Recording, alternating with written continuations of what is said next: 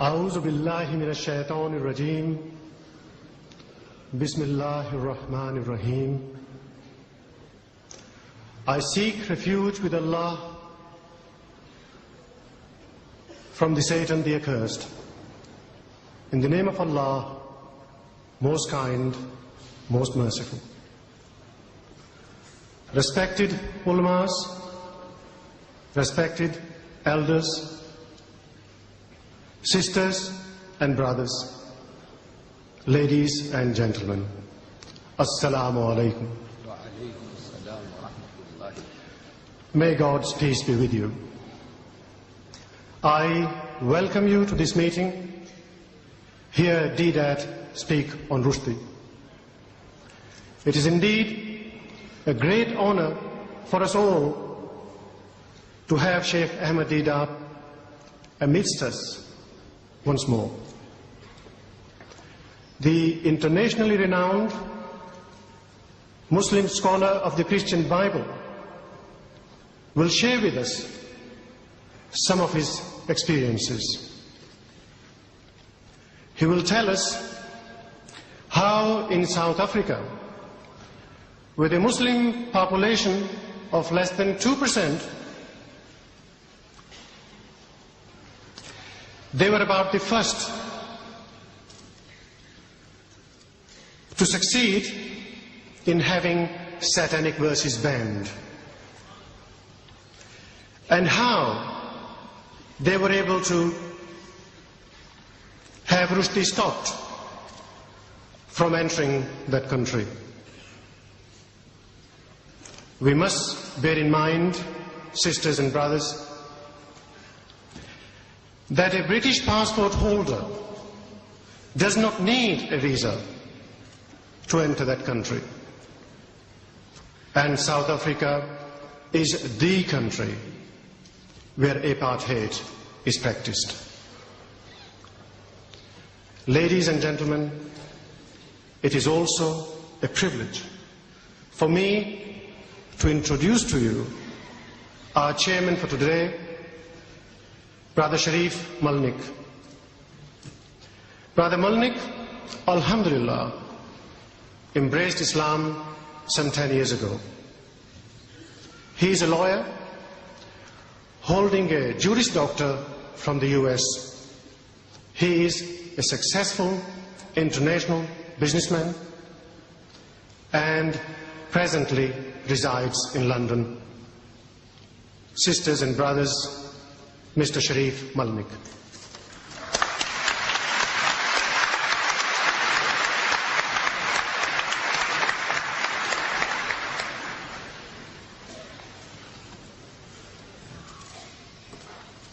أعوذ بالله من الشيطان الرجيم بسم الله الرحمن الرحيم. Jazakallah khair. Sheikh Deedat, Brother Shamshad, brothers and sisters, ladies and gentlemen, Assalamu alaikum wa rahmatullahi wa barakatuh. Wa alaikum assalam wa rahmatullah.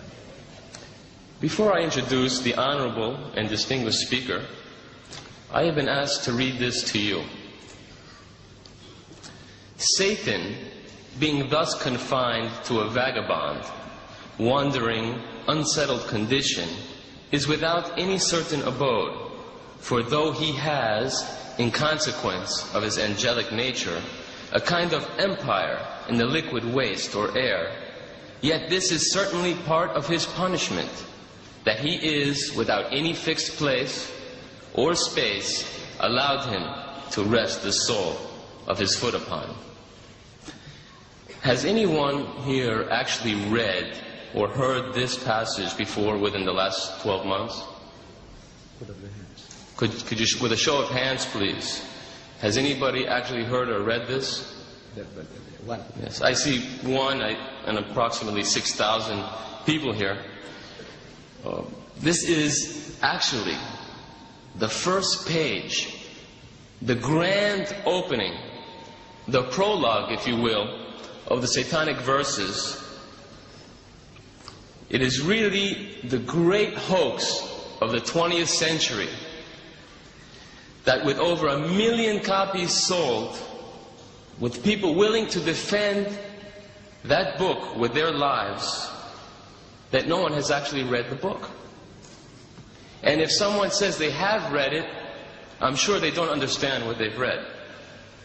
Because if you have read this book, and you understand what you've read, then you would not have defended it, but you would have rallied against it. This book truly represents a conspiracy against the nation. We have been fooled, all of us. Satanic Salman aptly chose that passage, which I read to you, to describe himself with no abode, punished, and with no place to rest the sole of his foot. An interesting prediction. And yet, this book was given the Book Award. It is a standard of literature which our future generations will study and be influenced by. We cannot allow that to happen. You cannot afford to allow that to happen. I should like to mention, as many in our audience are familiar with our most honorable speaker, you may have noticed that today's program did not begin with a recitation from the Holy Quran.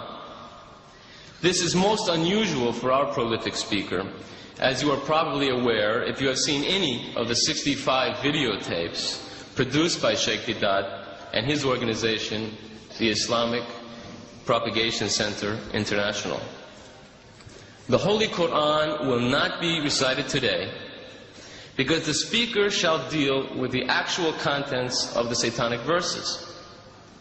I say the actual contents because I'm sure that you don't know what this obscene book contains, and you have proved it here today, one hand in 6,000.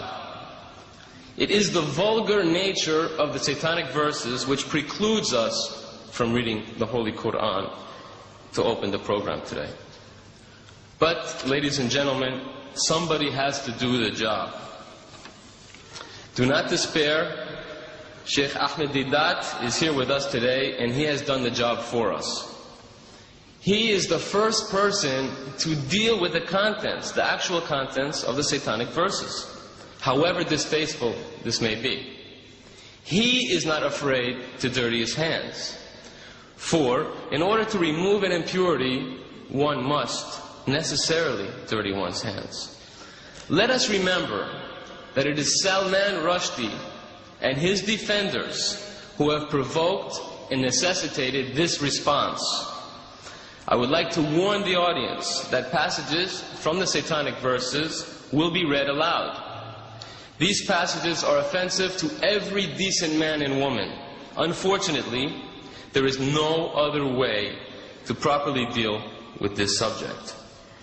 So I would suggest that we have 2 minutes. If there are any persons here who are prudish, or if there are any children here, I would suggest that they take this opportunity to leave the hall. You have been warned also in the advertisements that this is not for prudish men or women.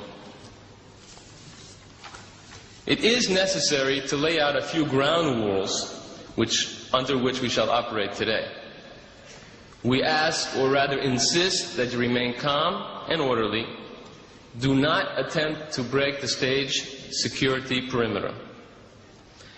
At the end of the lecture, members of the audience are invited to ask questions related to the topic. Allow the speaker his uninterrupted time to speak, and then you may participate in the discussion by asking your questions at the appropriate time. I have no doubt that many who are present here today are genuinely seeking truth. Let our behavior today confirm that.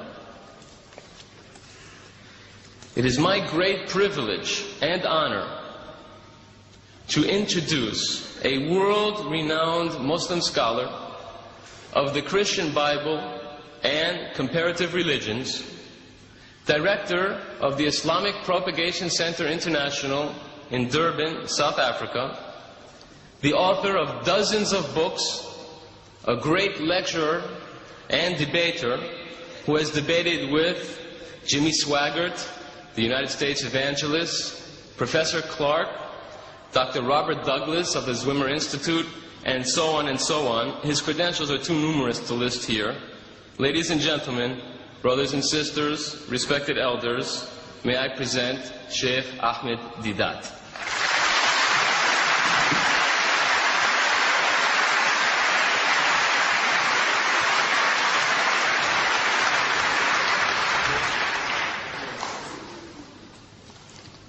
أعوذ بالله من الشيطان الرجيم بسم الله الرحمن الرحيم وإن عاقبتم فعاقبوا بمثل ما عوقبتم به ولئن صبرتم لهو خير للصابرين صدق الله مولانا العظيم.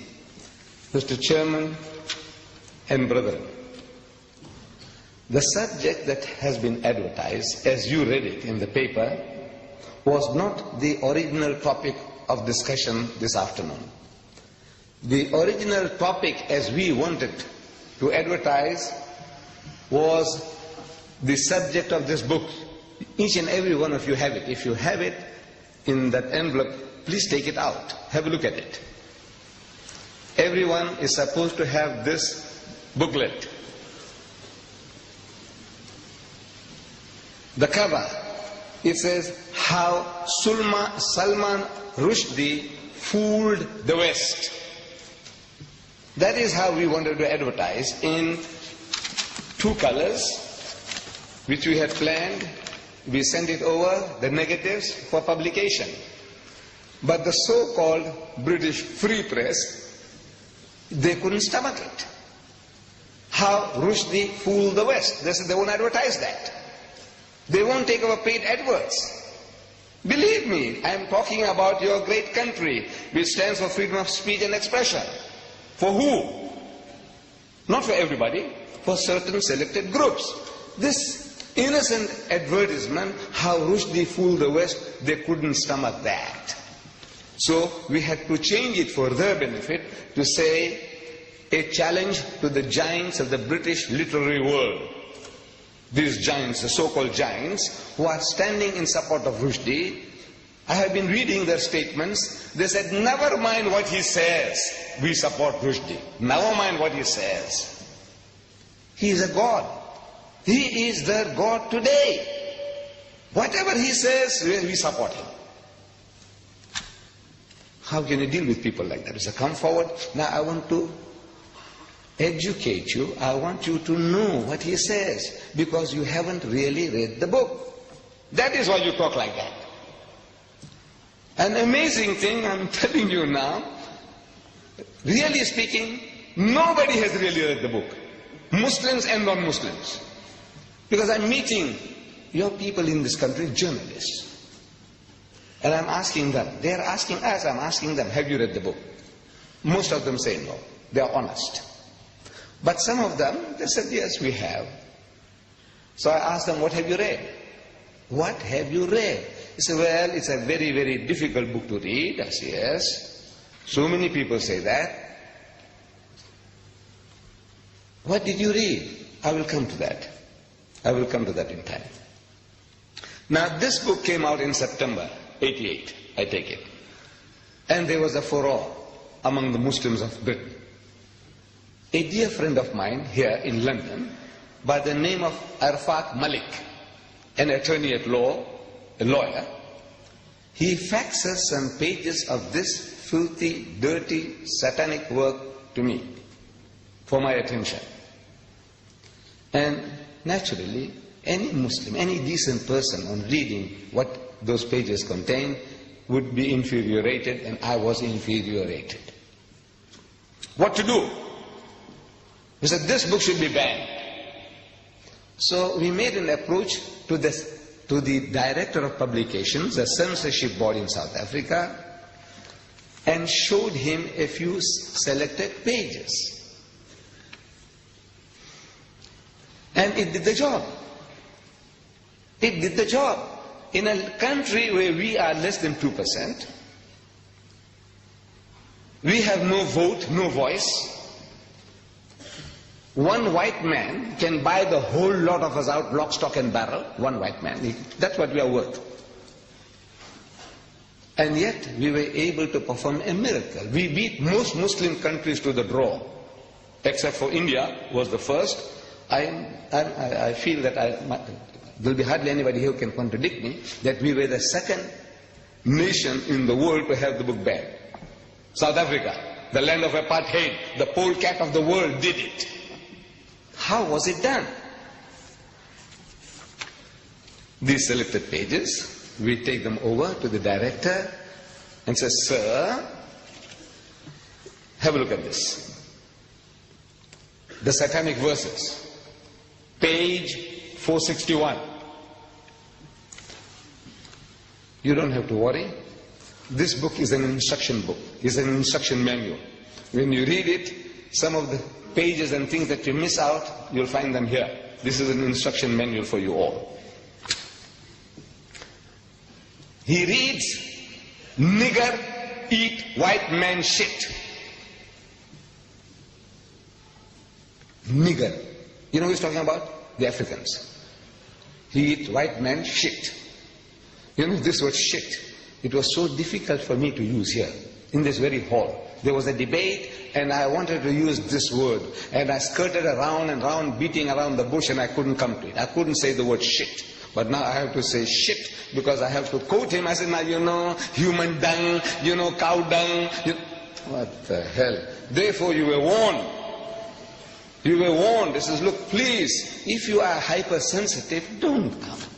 Don't bring your women and children with you. But you have braved yourself to say, now we are prepared to listen. We are in Britain. You know, these words that I'm uttering here, I can't utter in my own country because the book is bad. I can't quote the fellow. In my own country, I can't publish this book. This tape that you will see, in case that you want to purchase this tape, videotape of this meeting, you will be able to purchase it and enjoy it at home if you want to. Put your children one side. Put them to sleep when you see this. But in my country, I can't do anything. I can't take the tape. I can't take the book. This is your privilege. You see, you have that freedom of speech and expression. I said, well, you enjoy. So, nigger eat white man shit. So the censor reacts. He said, this is racist. He is a racist himself. But he said, this is rank racism. You know, how will the Africans react to this? This book is telling them that they enjoy eating white man shit. Because he has an afterthought. Who? Satanic Salman. And on page 529 he says, black shit is bad. So for this brown Britisher, white shit is good, acceptable, but not black shit. Our censor says, look, this should be banned. We say boss.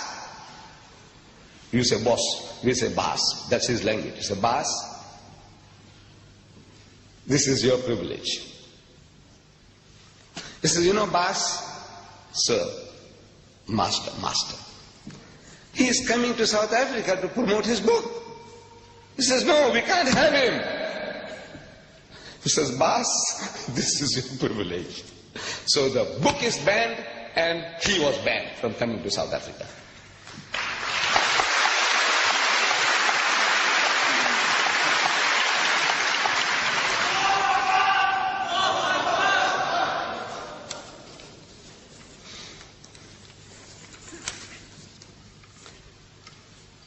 We could have done the same thing here.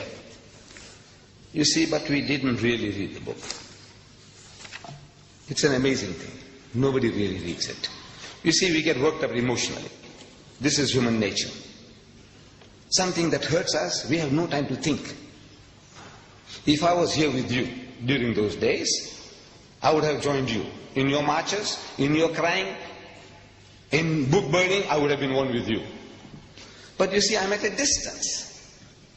And from a distance, you see more things than what you are now directly involved. You are in it. You are under pressure, under attack. You are barbarians. You remind them of Hitler. Hitler burned books, so you might also create a Nazi party here and, overtake the country. All these fears, they well up, and now you have to battle with this.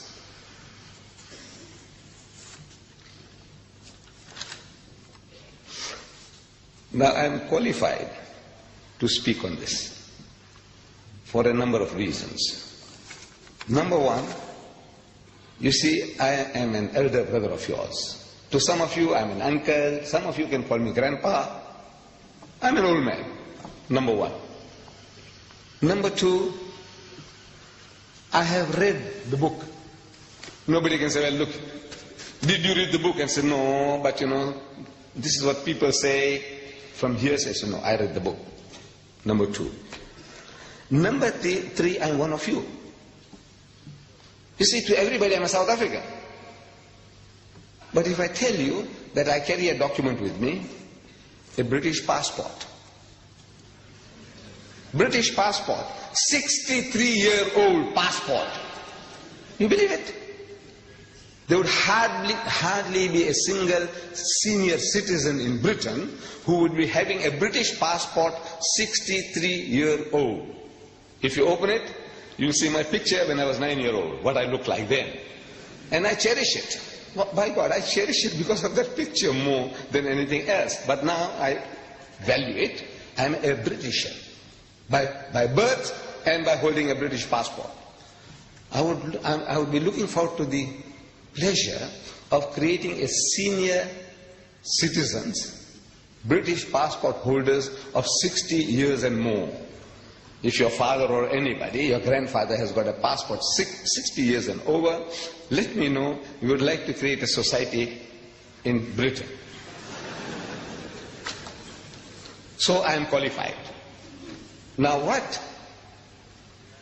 In retrospect now, because it's far away from all those happenings, now I can talk more freely. I said, look, what I would have done, I couldn't have. If I was in the midst of you, I couldn't have thought all these things out. It's impossible. See, when you are under pressure, under turmoil, and the mass hysteria that can be generated by things like this, you can't think. So I'm not too clever. What I'm going to tell you now, say, this guy's too clever. I'm not, wallah. I tell you, I'm not clever. I am now benefiting from other people's experiences. I have been watching your TV debates on these topics. People send me the videotapes. I watch them. From Britain, from America. And I'm getting educated by those debates. I said, what's wrong? Why don't these people tell the fellow, when questioned, what is it that's creating such temper, such anger in you? What makes you so angry? So the guy says, he spoke slanderous things and he spoke filthy language. One of these programs I'm watching, the nearest a brother came to answering. He's prodded. What did he say? And I watch his face. See, the camera was on his face. And I can see that he's in hell. He doesn't know how to get out of that situation. So he takes a deep... He said, what is it? So he said, he used a word like benchod. 50 million people, the Americans are listening. What did it mean to them? Nothing. And you get enraged. You want to go and kill the man for that? What did he say? I said, our cases have been going by default. If you read the book, here, if you took the right approach, the approach even now is not too late. I will show you ways and means. Very cheaply you can get things done. Very cheaply. Not with the gun, not with the bomb, not with the stone. Very cheaply, by God. I show you how it can be done. I said, you should have contacted one of these Tory MPs. Tory. This Conservative Party, Margaret Thatcher's Conservative Party. Tory. How you pronounce it? Tory. One of these Tory MPs, and showed him, he says, look, have a look at this, sir. Our Iron Lady, our Prime Minister, this fellow Rushdie, show him the page, open the page 269. He calls our Maggie torture. Torture, not Thatcher, torture. One sentence, one word sentence, torture, full stop. Then he calls her Maggie the bitch. You know that? He is calling our Prime Minister Maggie the bitch, and he got away with it. Then on page 80 of his book, he says the British. I don't know how we will say it. Page 80, he says the sister, F-U-C-K-I-N-G, British. You see, he's thinking in Gujarati or Hindi. He's born in Bombay. He wants to use the word that our representative used on the TV, Behenchor. No, he's thinking in that language and he translates it, but not at that stage. When he uses that word, no translation. Sister fucking British. This is what he's telling them. You fuck your own sisters. British, whether you are Pakistani British or English British or Sikh British or Jamaican British, you fuck your own sisters. You take that? You take that? I said, tell this to the MP. Look at this, sir. And this guy, on page 169, I'll come to it later in detail, he has sex with the Queen. He even cohabits with the Queen. I will come to that. I tell you, immediately the book would have been banned. Immediately. No arguments. But you were crying about yourself. You know, he saw my mother, he saw my fathers, our spiritual fathers, our Sahabas, he did this, he did that. It's a good luck to you. You are a people, you know, you have been a challenge to us for over 1,000 years. You conquered once Christian lands, never to be retaken. The whole of North Africa was Christian.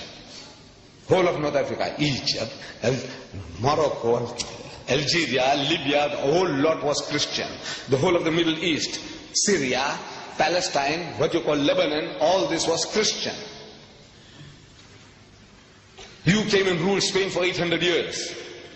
You knocked at the gates of Vienna. You have it a challenge. And even now, when you are down and out in the gutter, even now you tell the guy, he says, look, sir, don't drink. Drinking is bad. Gambling is bad. No dating, no dancing, no potting. Don't eat the pig. Don't you?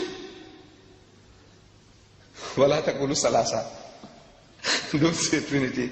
Look, you are a thorn in his side. Now for a change, your own child, one of your own, he's put a pineapple up your backside. See how it feels now? He's getting sadistic pleasures. He's getting pleasures in our pain. You cry, you wail, you burn books, you march, he's happy. He's getting a subtle revenge on you through your own.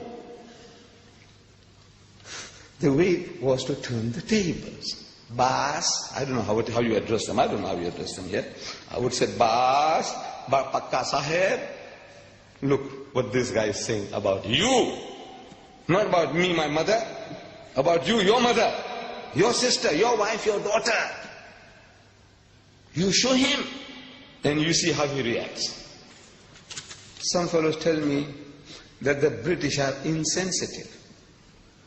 They are insensitive. They have grown a thick skin. You can tell them what you like. You can swear them as you like. They don't react. I said, don't take a chance. You're making a mistake. He's highly sensitive. But his sensitivity is selective. Where it affects him, I will give you illustration, examples.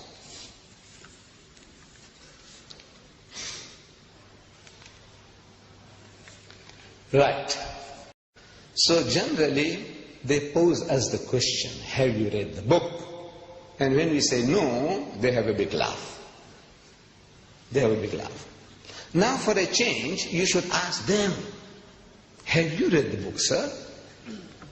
He says, no. And you are armed with this booklet of mine. You just memorize some of these statements, verses, and you quote him. He says, you know, sir, the first page of Salman satanic verses, first page, chapter 1, page 1. He says, a direct quotation I'm giving you, direct quotation from the book, page 1. Don't go far. Start with page 1. You have been going too far. You know, you have been to page 268 and 200, 300.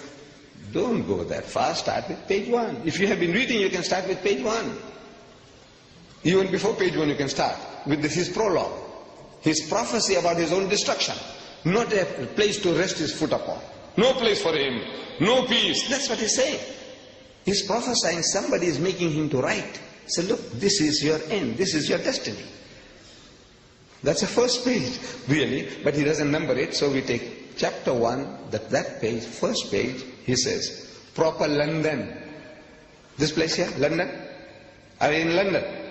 Yeah, proper London. Bye. Here we come. Those bastards down there won't know what hit them. Which bastards? Londoners. You Londoners are bastards. Whether you are Pakistani Londoners or Sikh Londoners or English Londoners, what Londoners are you? If you are a Londoner, you are a bastard. And the things are coming down to destroy you. Direct quotation. Now, how does he feel? He said, look, he's calling us all bastards. You accept that? If it came from you as a Pakistani or as an Arab, the guy will punch you on the jaw. You know that? But this is a son-in-law. He married your sister, your daughter, a British girl. So you have to take it from him. No? You see, we people from the East, we seem to respect our son-in-laws, our brother-in-laws more than our own children. You know that? Because he is my son-in-law, my daughter's happiness is at stake. He is my brother-in-law, my sister's. This is our mentality. Is that the English mentality too? I don't know. But they have some special feeling towards this satanic Salman. So he starts with bastard, very mild. But I said, wait a little till he gets warmed up. Let him get warmed up. That's first page that was. He uses, on that first page, 16 Hindi words. 16, 1-6. For which he gives you no meaning. And you lap it up. I'm talking about English now. The Hindi, maybe some Hindu. Our young people, what will they understand? Yar, bhai. What will you understand? What is he talking about? Takatamtum. No. If I read it to you, you can't imagine anybody taking this book up, paying 15 pounds, the fool. He pays 15 pounds for this book, and he reads this. I read the first paragraph. See what you make of it. To be born again, sang Jibreel Farishta, tumbling from the heavens. First you have to die. Hoji, hoji, hoji, hoji. The Englishman understands what he's saying. Hoji, hoji. To land upon the bosomy earth, first one needs to fly. Tata, takatum. The Englishman laps it up. Very nice. Very nice. What? Indian spice. Huh?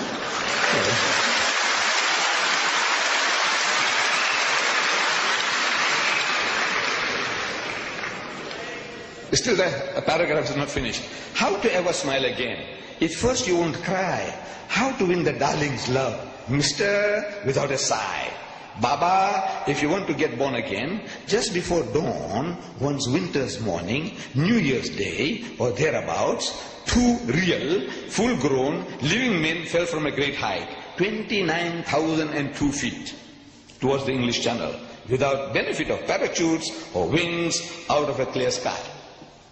And this is a masterpiece of the English language. Yes, for which gets a Booker Award. He gets a Booker Award for that. And it carries on 16 words. And by the time I finish, I said, you know, this guy here, he scattered the whole book over 100 different exotic Indian words. And the choices of the language from the gutters of Bombay, or the sewers, you know, sewer pipes from the sewers of Bombay. Page 80. He says, hijras, chutias, shits. The Englishman, I want to know what is he lapping up. He's telling the guy, hijras, chutias, shits. That he understands shits. So he senses the other thing must be also something. But what does he know what he's reading? And these poor fools, The French will translate that into French with Hijras to Shits, and the German will Hijras to Shits, and our Jewish brother and cousins in Palestine, in Israel, in Hebrew they will write in Hebrew, and they'll write Hijras to Shits. Shits, of course, they'll have the word for it. What are they doing? This guy has made a monkey out of everybody. Look, he's a mighty genius. He is our own. We produced him. But the British cultivated him. They are his godfathers, protectors. You know, I can't even translate this. I can translate, I know the meaning. Bulk of you think you know the meaning. You really don't know the meaning of what he's saying. Very, very rare. What he's getting away with. We should ask the Penguin publishers, sir, do you know what he's saying? You haven't translated. He hasn't given you a glossary at the end of the book to tell you this word means that, this. Nothing. He doesn't do that. He doesn't do that. He is getting away with murder. But nobody show it to our fellow countrymen. So look, this guy is making a monkey out of you, sir. Look what he's doing to you. We must ask the Josephine Pauline Thompson, of the General Secretary of the PEN, you know, the society of all these essayists and editors and writers and playwrights and all that kind of thing. They have a society called PEN, acronym for all these things. Michael Foot and the Booker Prize Committee. Ask them, what is this for which you paid this guy $800,000 or pounds? I don't know whether it's dollar or pound, but it's 800,000, all right, as advance money. He said, this shit, don't give another printer. We will have this. We will eat this. That's what they did. Advance money. He said, look, this is for us. Reserve it for us. He's made monkeys out of everybody. And he got money in the process. He's our product. He's a mighty genius. Now, if you say that the British are insensitive, I say, no, you're wrong. They're not insensitive. I'm reading in my country, call for ban in our local newspaper. It's a dateline from London. The news comes from London into our newspaper there. Call for banning a person. Furious British MPs. I'm reading. You will find this on page 9 in your book. Don't take it out now. Leave it now. Leave it now. Furious British MPs have called for American actor Mickey Rourke, R-O-U-R-K, Rourke, to be banned from Britain. Harry Greenway, Conservative MP for Ealing North, said, I hope the British government will never allow this man to set foot on our shores. Never allow this man, this American, originating from Ireland. His grandfathers or great-grandfathers had migrated to America. He's an actor. And they won't allow him to come into Britain. Ban him from coming to Britain. I'm shocked beyond belief, he said. Greenway says, I'm shocked beyond belief. The MPs were particularly incensed by his use of a 4-letter word. Because that guy used a 4-letter word, Mickey Rourke, to describe Mrs. Margaret Thatcher's policies. That's all. Not for her, not describing Margaret Thatcher, but her policies. He used a 4-letter word. You know what the 4-letter word is. Anybody don't know, put up your hand. You don't know what the 4-letter word is. You all know, thank God. For a 4-letter word, they're so incensed, they won't allow him to land in Britain. But Rushdie does one better than that. He uses the same 4-letter word, for which the Mickey Rourke can't come to Britain, but he improves upon Rourke by making it active. That guy said F-U-C-K, he ends it by I-N-G, ing. The first word gets stuck in the throat of the British, and the second one goes down, slips down easily, because he makes it ing, fucking policies. Can you imagine? No, double standards. No, they didn't know. He uses four. In half a paragraph, he uses the word 4 times to describe Margaret Thatcher's policies. Listen. Oh, full stop. That's a sentence. Master of speech. No, it is. Look, the shorter the sentence, look, they tell us, in language writing, if you can, full stop. That's a masterpiece. It is. If you know about writing, you'll agree. That's a masterpiece. Full stop. She's radical, all right. Talking about Margaret Thatcher. She's radical, all right. What she can fucking achieve is literally ... I'm only quoting direct quotation. Direct quotation. I'm not going to add any words of my own. Because I told you in my book here, it's unexpurgated. I don't interfere, I don't improve, I don't try to add or delete or soften, nothing. These quotations are unexpurgated as they are in his book. You can check it up. And if you find that I'm pulling a fast one on you, every mistake you take out, £100 for you. He said, no, he didn't say that. He didn't say that. £100 at a time. Find out. Any typographical error will be accepted. But a misquotation, £100 for you, for every mistake you find. Check it up with his satanic verses. Is literally ... from fucking Surrey and Hampshire ... Nobody's ever tried to replace a whole fucking class before ... No, when I say ... it's there in the book ...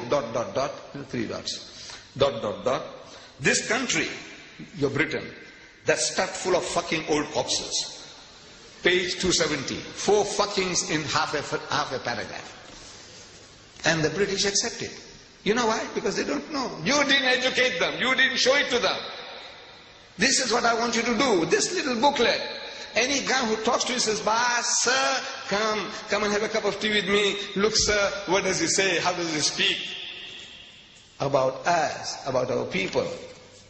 And you say he's got the freedom of speech and expression, unlimited, absolute. Is it absolute?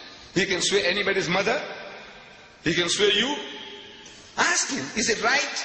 Ask him. Ask them. But they don't know. By God, they don't know. These authors, these so-called giants of British literature, they don't know. They haven't read the book. He uses that word 52 times in this book. 52 times.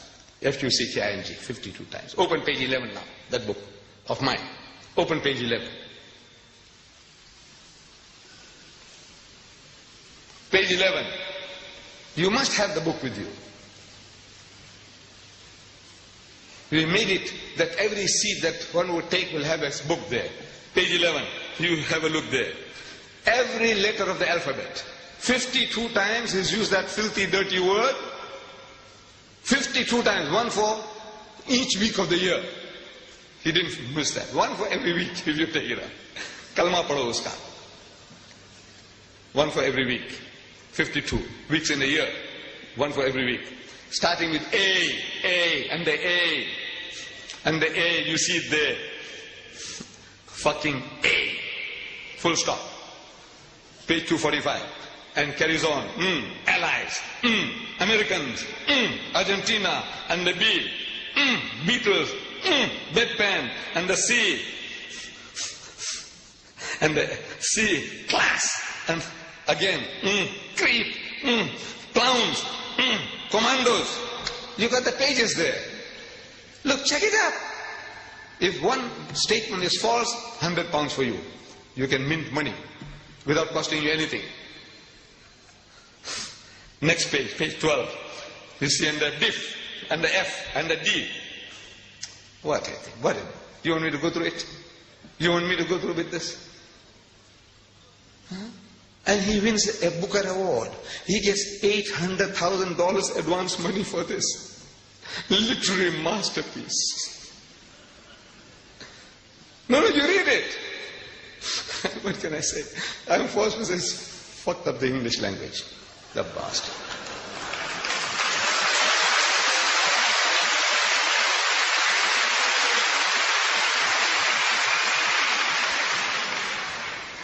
What does he say about our Iron Lady, Mrs. Margaret Thatcher?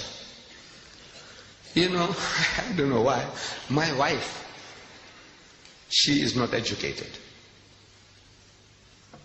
She is not educated. But she has a special liking for Mrs. Thatcher. When Mrs. Thatcher appears on the TV screen, all stations close, all stop, all work stops. She must listen to her. You know, maybe it's her militancy, her forcefulness, the clarity of her expressions. She is very clear. She loves Mrs. Thatcher. My daughter, she loves Mrs. Thatcher. They don't understand her policies. Look, you might want to question me. Please don't question me about her policy. I don't understand myself. But I also admire her. You know, the way she speaks, I like that lady. On page 269, he says, this torture, Maggie the bitch. Maggie the bitch. I'm asking, is that right? To call the leader of your nation a bitch. You call her torture? Maybe Mrs. Thatcher can take it. You know, she's so big, she's so great. What is the dogs barking? Let them bark. Call her a bitch? Maybe she can take that too.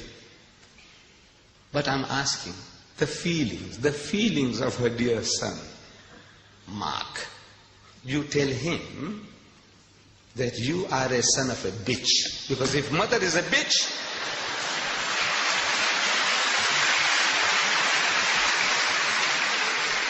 so no, I'm not saying it. Rushdie says that you are a son of a bitch. By God, I tell you, he'll punch you on the jaw, break your jaw. I have seen him on TV. I know what he looks like, a great footballer, when he was in South Africa. You say that, look, I say, I'm not saying it, sir. Mark, these are not my words. Rushdie says that you're a son of a bitch and give you one on the jaw. What about the feelings of her darling daughter, Carol? You tell her that Rushdie says your mother is a bitch. How would she react? I ask you. No feelings? You have no feelings. They have no feelings? What are they made of? Stones? No, they're human just like you and us. By God, I tell you, they will react. I didn't hear. Iron Lady, she's Iron Lady. I said she can take it.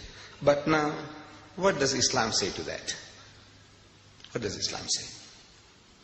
Allah tells us in the Holy Quran, do not defame nor be sarcastic to each other. وَلَا تَنَابَذُوا بِالْأَلْقَابِ. Nor call each other by offensive nicknames. This is our teaching. Don't call people by offensive nicknames. Iron Lady, maybe it's an honorable. You say, look, she's tough and strong.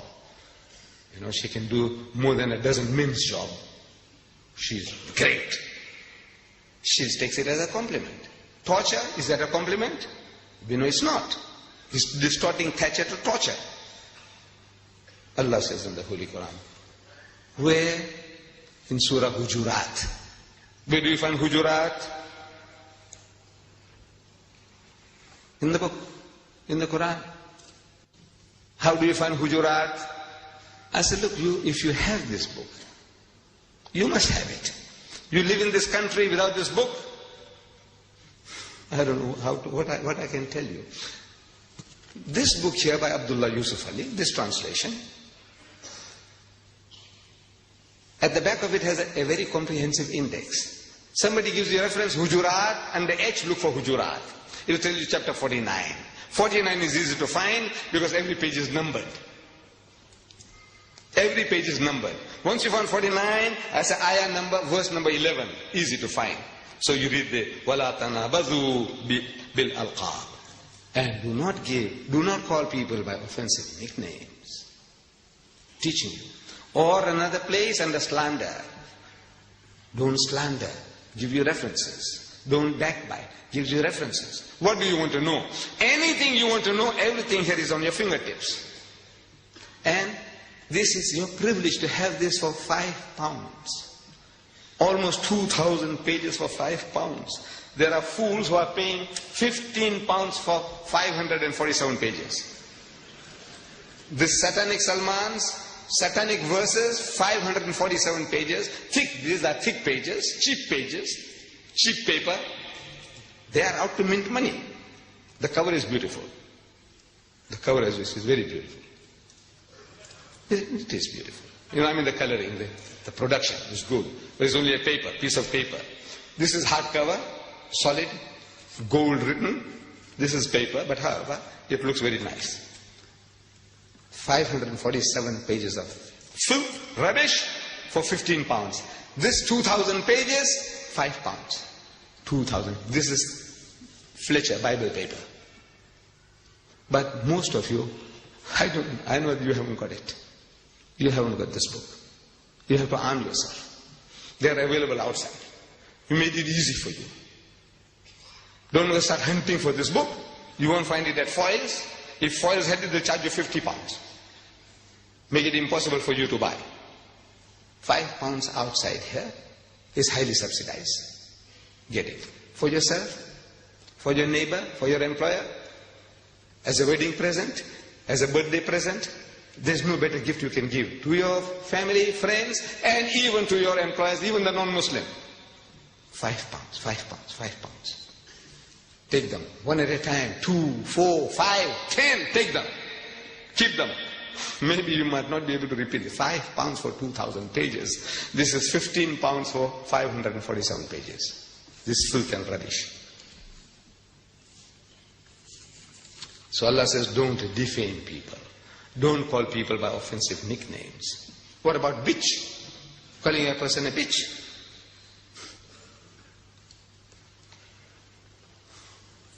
You besmirch the name of a fair lady in these terms, that she is a zania, bitch is a zania.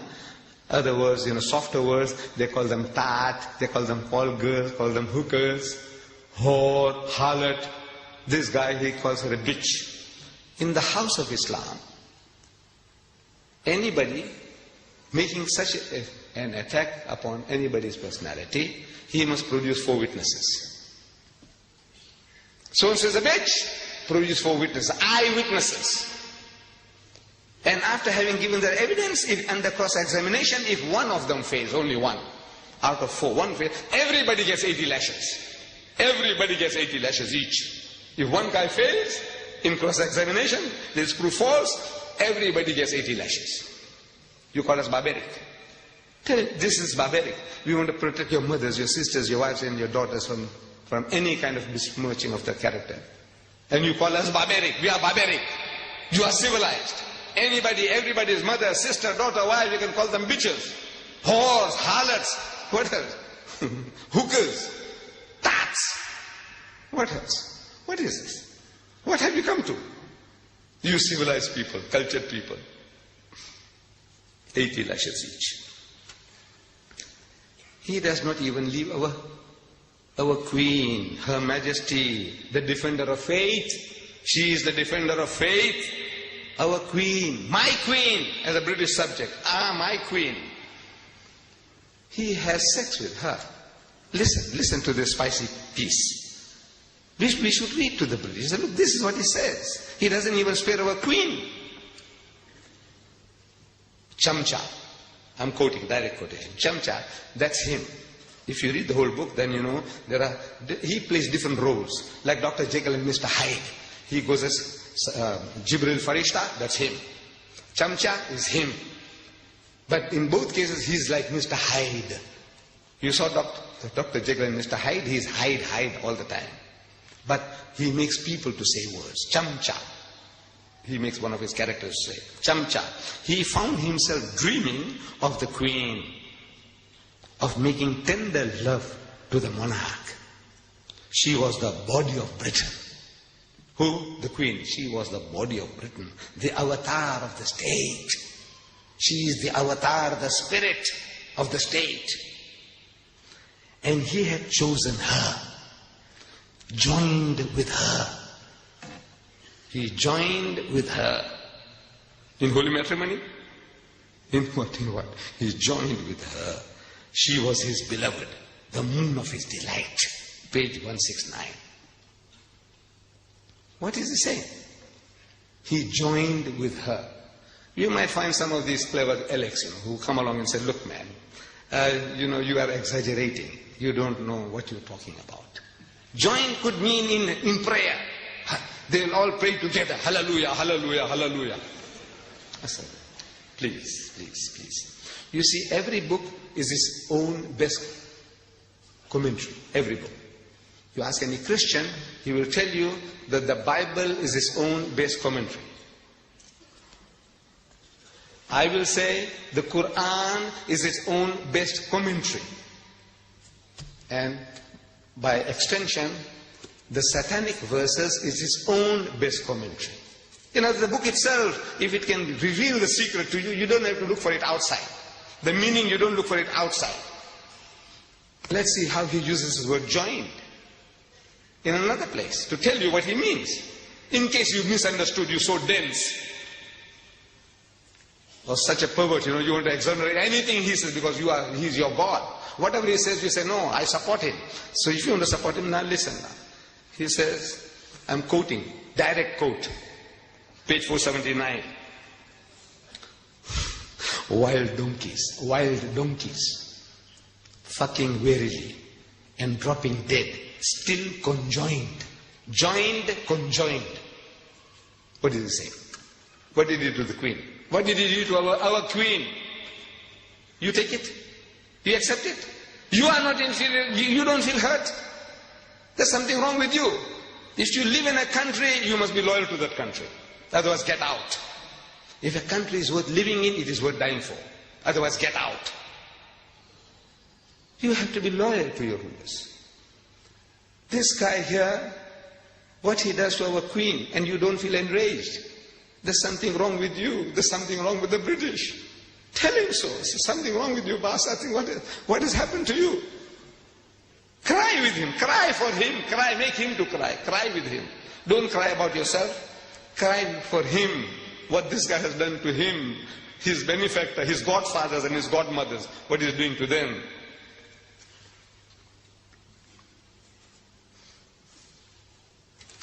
They are now reading this book in public. This is an obsession. Marianne Wiggins, his second wife, American. I had read her statement before she ran away also. She also had enough of this guy. First what he did to, if I have the chance I'll tell you what he says about doing to white women. What he did to first one and he did to the second one. But Marianne Wiggins, she said, if I was free, if I was not his wife, I would have read it all over Britain, place to place. At the present moment, there is a woman called Susan Sontag of this literary guild. She's reading it in public in New York. Religiously, daily. She is gathering people, men and women, black and white, young and old. So listen to this new Bible of hers. The satanic Bible. The satanic verses. She's reading it to them. And there is a young man, an Afro-American. He's listening. He's very attentive. And she's from the book. She says, she's reading, I'm quoting, page 261 of the satanic verses. White women. Never mind fact. Jewish or non-differential. White women were for fucking and throwing over. This is, I'm reading page 261 of the satanic verses. That she is reading to the public and the boy is listening. White women. No mind fact means, they look like a bag of potatoes, sexually not very, very desirable. Or Jewish with a poly nose, crooked nose. Don't worry. Non-differential. You can't make out the difference whether she is Swiss or German or French or English. What? You can't make out the difference. The only qualification is she must be white. If she is white, they are wherefore and throwing away. So this young man, he hears, and he's out for mischief with 5 other friends of his. He is going to the Central Park in New York. A white woman, very athletic. She's doing jogging. She wants to keep herself fit and trim. So they see her and it triggers the fellow off. This is it, man. The Bible says, satanic Salman's satanic verses says, white women, no man, fat, Jewish or non-differential. This is nice and trim, so they go for her like a pack of wolves. And one fellow bashes her on the head and she falls unconscious. And they gang raped her one by one. And when they're caught, they said that the pleasure that they got in the sweat and the blood and the gore, it titillated the taste. You're programming people, can't you see? With filth. This is how you program, create devils and morons. Brainwashing, they're being brainwashed. You want this to be read to your mother, your sister, your wife and your daughter? And you Penguin Viking, Peter Mayer of Penguin Viking, you gave this fellow $800,000 to tell the world that your mother, your wife, your sister and your daughter, they were for and thrown away. What has happened to you? How did he bewitch you? What has he done to you? How did he do it? Shouldn't you ask him? Shouldn't you ask anybody, how do you do it? When our white rulers were shown that, they said, no, ban the book. What are you doing? You're going to program people. They will be looking for white women. Wherever they say white women, you know what they are for.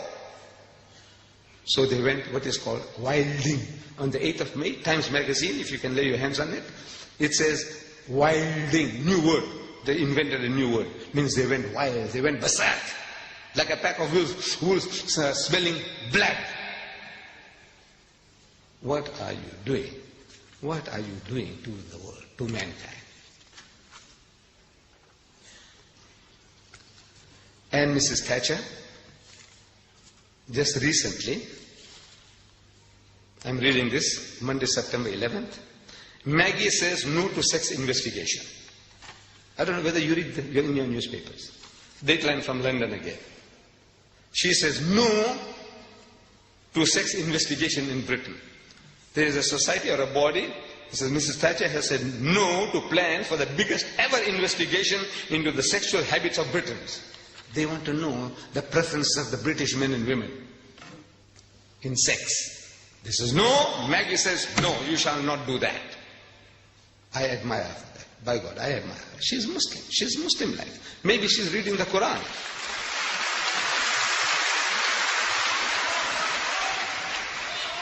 Because Allah tells us in the Quran, evil should not be noised abroad, broadcast, except where injustice has been done. Because once you say things, there are things you can insinuate and you can program people. Like this. Look how easily people can be programmed. British girls are too easy.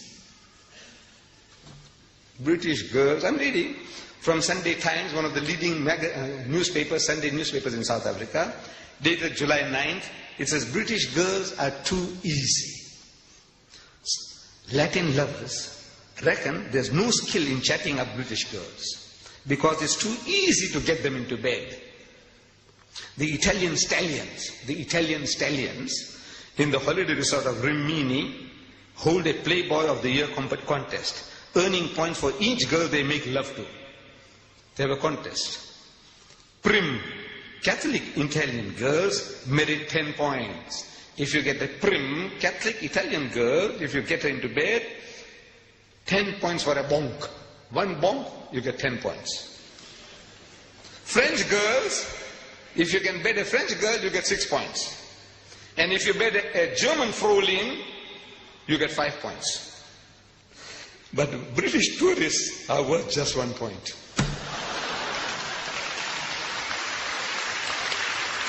What are you doing? Your daughters, your sisters, when they go overseas, every guy says, man, this is the easiest meat. What you doing? Even if they're not. Now everybody is making approaches. Like a bitch in season. That every British girl is like a bitch in season. Anybody comes, anything goes. This is what the guys are saying. You want to have a sex survey here? Here, September 16, 1989, The Economist, your news magazine, The Economist, says a woman was raped on a London tube. You know, your underground. She was raped. So they carried out a survey And a survey showed that only 24% of women thought the tube safe during the day, during the daytime. Only 24% of women thought the tube safe during the daytime, and only 1% at night. You know what they're telling you? This is semantics, playing with words. They're telling you that 99% of your mothers and your sisters and your daughters are terrified at night. 99%. But they say only 1% feel safe. Instead of saying 99% feel unsafe. The masters of language. This is how they do it. You want the world to know? You want to take statistics? Dr. Kinsey, the American, he did it. The Life of the American Female. The Life of the American Female by Dr. Kinsey. I read it. I read it. But I will not allow my wife to read. Fortunately, she can't. But I will not definitely allow my daughter to read. Why? Because by reading that stuff, it's going to pollute their minds. It'll give them filthy, dirty ideas which they could never have imagined. I can't give you details because it might create the same problems. I will not share it with you, what I read. Dr. Kinsey's Life of the American Female. If you read it, it's the same. The British female is the same. The French female is the same. The German female is the same. On the average, they'll be the same. Gives you ideas. Filthy, dirty things. Mrs. Margaret Thatcher is wise. She says, no, you shall not do it. I take off my hat to her. By God, she's acting as a Muslim. This is Islam. These things you don't do. And even what they call, this is royal gossip that even British rags won't publish. Look, they have certain standards. You know, rags, British rags, these rotten papers, filthy, dirty newspaper, they talk about all the filth and the dirt, pornographic thing. And bigger headline, not even Britain's notorious gutter press. You have a gutter press here? Even notorious gutter press dares to print the story Yanks have read. The Americans have been reading. What? Mum's the word about Zara's dad. Mum's the word. Keep quiet. Don't utter anything about who is the father of Zara. Who is Zara? She is the daughter of Princess Anne. Now they're insinuating that she is the bastard child of Peter Cross, who was her bodyguard. 8 years ago, he committed adultery with her, and he got this child, which was given out to the world as the child of Peter Phillips. But she was not. She is a bastard child by Peter Cross. The picture is given. The princess is there. The princess is there. And the dashing detective is there, behind the princess. What are you doing? What are you insinuating? You are destroying the life of a child. Can't you see? One child. You are insinuating that she is a bastard child. She is a bastard child. At school now, 8-year-old girl, wherever she goes, if she's cross or angry about something, he says, I know why you are cross. Zara, I know why you're cross. Because you are the daughter of Peter Cross. And I say, look at her, look at the picture. Maybe she was sullen or in a moody, this thing. Here, they give you a picture where she's sullen, she's moody. They said, you see, she's cross because she's the child of Peter Cross. And this starts where it started in Britain. One of your leading newspaper men here, the doyen of British newspapers, of the Daily Mail, columnist, Nigel Dempster. He goes to America and he makes these insinuations. So Mr. Dempster was offering his expert opinion on the recently announced separation of Annie from her Mark Phillips, her husband. The undisputed father of Annie's son, Peter, age 11. Undisputed. He's got it blood tested. Can you imagine? He says now he's undisputed. How do you know he's undisputed? But now he's undisputed. He's giving the guarantee that the 11-year-old boy is undisputed his father's son. Asked by an interviewer to explain the breakup of the marriage, Mr. Dempster said, the problems dated back to the birth of Zara and cited long-standing allegations of an affair at that time between Annie and a dashing detective, Peter Cross, who was then her bodyguard. The newspaper says it's an old trick.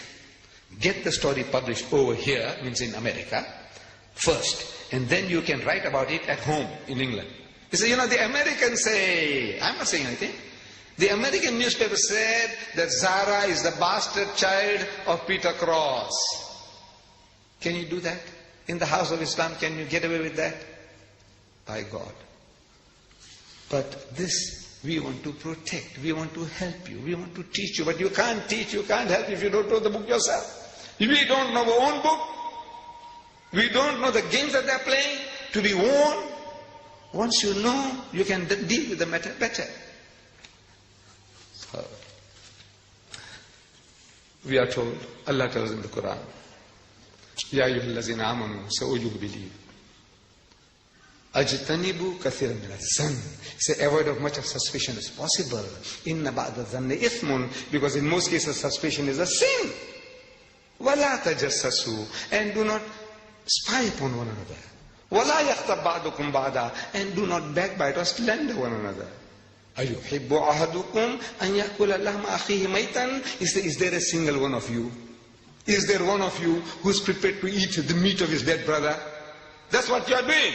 The person is not there to defend himself or herself. You are eating your dead brother's meat or your dead sister's meat. Allah is asking, is there one of you who's prepared to do that? Eat his dead brother's meat. Even cannibals don't do that. They love your meat, love my meat, but not his brother, and carry and dead meat at that. فَكَرِهْتُمُوهُ. Says, stop. Nay, they will abhor it. Unko karahat hogi karahat. They wouldn't like it. Wattaqullah, say, fear Allah. Stop it. Inna Allah wa tawwabur rahim. Even now, Allah is of forgiving, most merciful. Jo ho gaya to ho gaya. What has happened in the past has happened. Stop it. No more. This is barbaric. This is barbaric teaching. These are satanic verses. The Hadith says these are satanic verses. This is satanic? Is this satanic? Or you are satanic? Who is satanic? What is satanic? No, the trouble is also with us. We have let the Quran down. We don't know our own book. This ayah, how many of us have read? How many of us are trying to live by it? Very few. You know why? We are not programmed with it.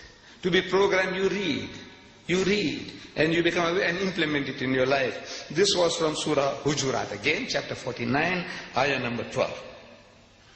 Don't spy, don't snoop, no snooping, no slander.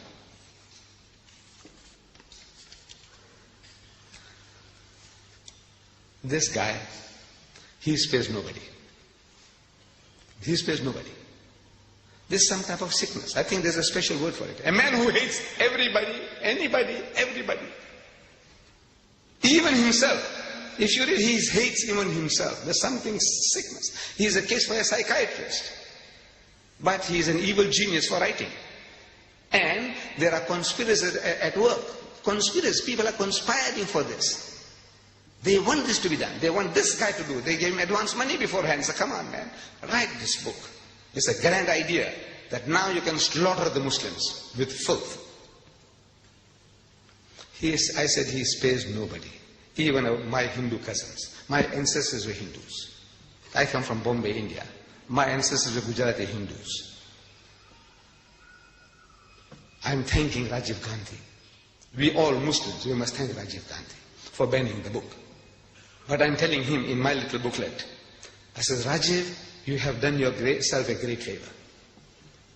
I will not attribute motives to him. Oh, he wants to curry favor with the Muslim voters. No, don't do that. If a man has done a good deed, acknowledge it. Rajiv, I thank you for what you have done. Thank you very much.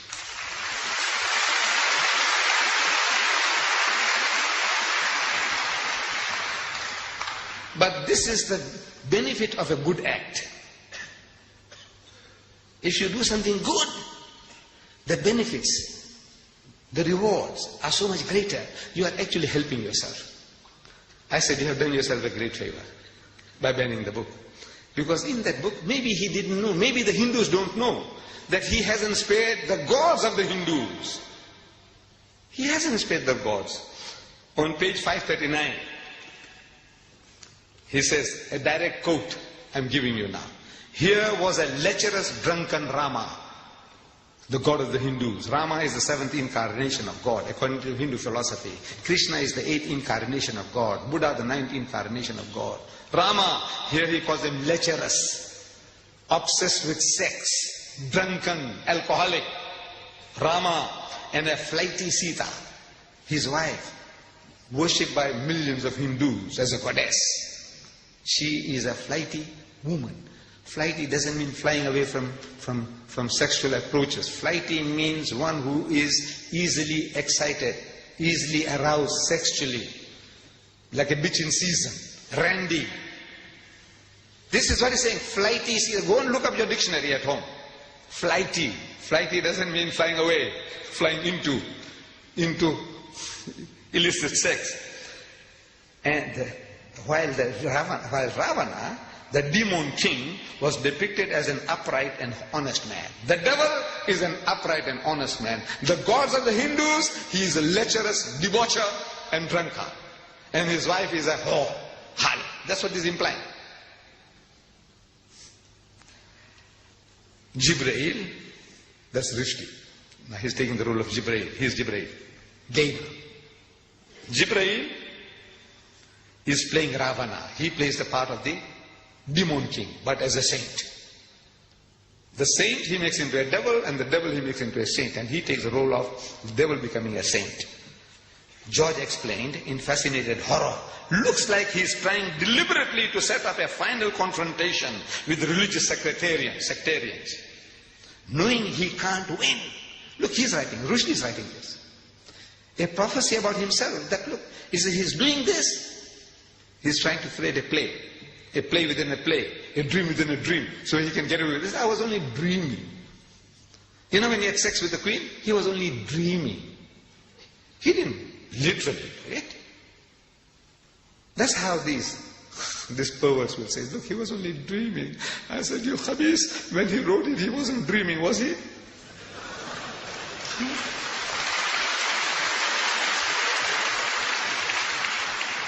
So it's a dream within a dream. So he said, look, it was a dream. This guy dreamt and that one dreamt, led to other dreams.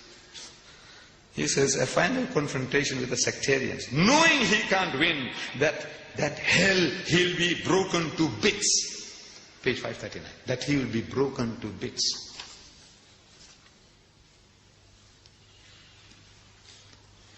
My dear brothers and sisters, the problems generated by this satanic Salman's satanic verses in his notorious book are too vast for any one person to handle.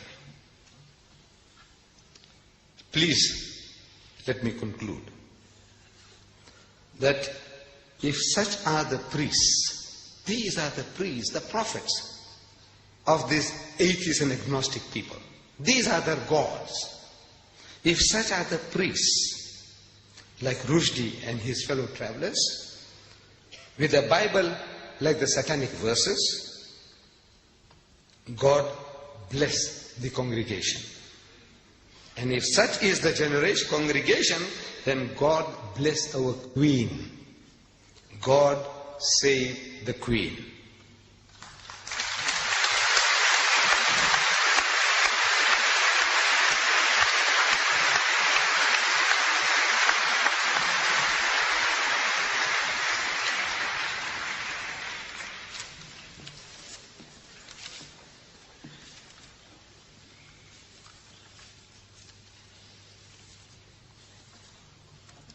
Assalamu alaikum wa rahmatullahi wa barakatuh.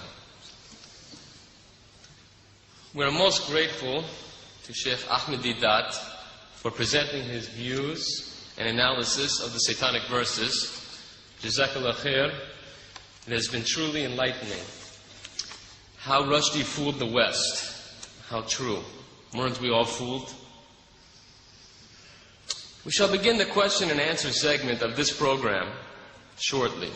At this time, I would like to invite those members of the audience who would like to ask a question to Sheikh Deedat on the topic to form an orderly queue behind the microphone, which has been specially provided for your use.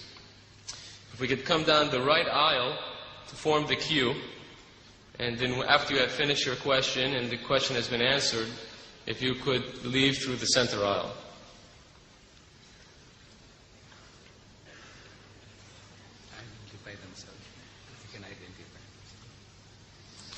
While you are forming the queue, it is essential that the following guidelines be strictly adhered to, so I would like to fill you in. This will avoid the chairman having to interrupt the questioner. This is a question time, not an opportunity for you to make a speech. If you want to make a speech, then I suggest you hire a hall, such as Sheikh Deedat has done today, the Royal Albert Hall, and he has graciously consented to entertain your questions. Please, only one question per visit to the microphone. If you have further questions, please just go down the center aisle and take your place at the back of the queue again. So this way, more people have an opportunity to ask questions, and as well, we get a broad range of questions. Please do not interrupt the answer. Ask your question and be respectful enough to listen to the answer. This is not a debate. Finally, please keep your questions succinct and related to the topic of today's lecture, how Rushdie fooled the West. It is not fair to the speaker or to the rest of the audience to ask a question on another topic. There are many tapes which you can purchase after this question segment, which will deal with all of the other topics. There are approximately 65 tapes. If you could see Brother Shamshad, I'm sure that he could help to fill any needs that you might have to get any of the videotapes.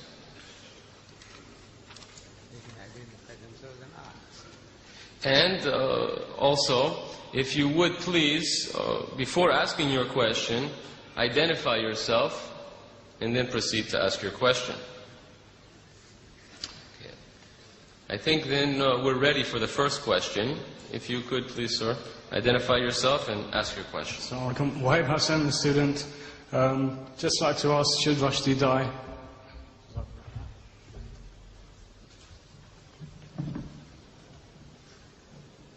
My son, are you British?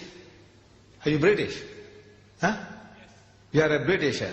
Now, if you are a Britisher, you see, I said, how Rushdie fooled the West. You are one of those. And if he did to your queen, if he did to your ruler, Mrs. Thatcher, what Rushdie did, I want to know from you, what would you do? What you would do. I want to know, if you are a Britisher, if you are a loyal citizen of this country, I want to know from you, what would you be doing?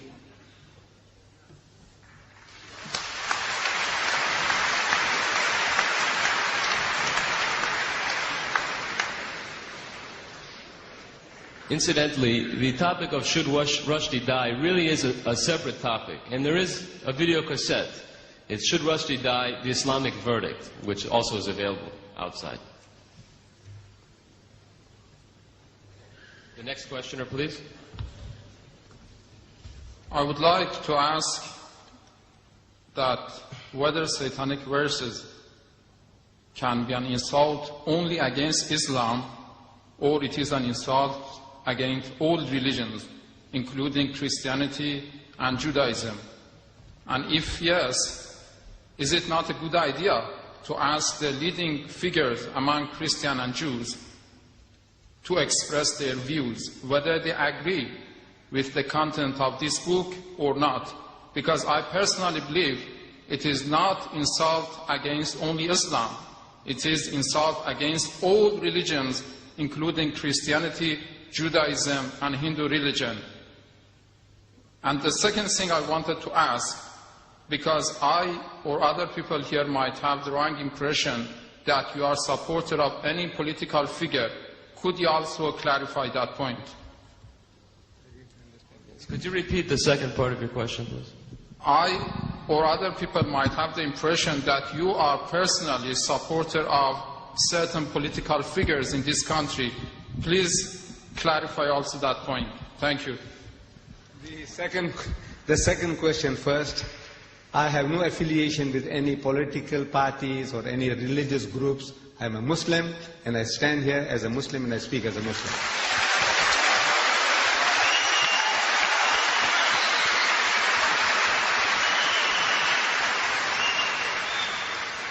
With regards to the first question, you see, when I said how he took the West, more specifically tonight, the British, for a ride. Now the British, you can't say the British are only Christians. My Muslim brothers say they are British. The Jews in this country say they are British. The atheists say they are British. So I said, look, everybody is involved. You don't have to carry any religious label, affiliation, to specifically address you. He says, now look, you as a Jew, you know, you are being attacked. You as a Christian are being attacked. I said the whole of humanity, or the whites in general, and we Muslims in particular, everybody is attacked. So we don't have to start separating. I said, now where is your stand? You as a Britisher, whether you are an atheist or a Muslim or whatever you are. If you are a Britisher, you live in this country, you have been enjoying the benefits of this land, I want to know what is your stand, what must you do? And I told you, I spelled it out for you. The thing we have to do is to educate the people about the book. When he opens his mouth, Rushdie, so come, let us talk. This is what I'm suggesting, that you call the people for a dialogue. Sit down, man, give him a cup of tea, give him your bhajjas and samosas. I don't know whether you understand that. You see, you ask the Pakistani what I'm talking about. You know, I don't know whether you are from Iran or from where, what the bhajjas and samosas, whether you understand. But our bhajjas and samosas will do the trick. Give it to the guy. Give it to the guy and talk to him.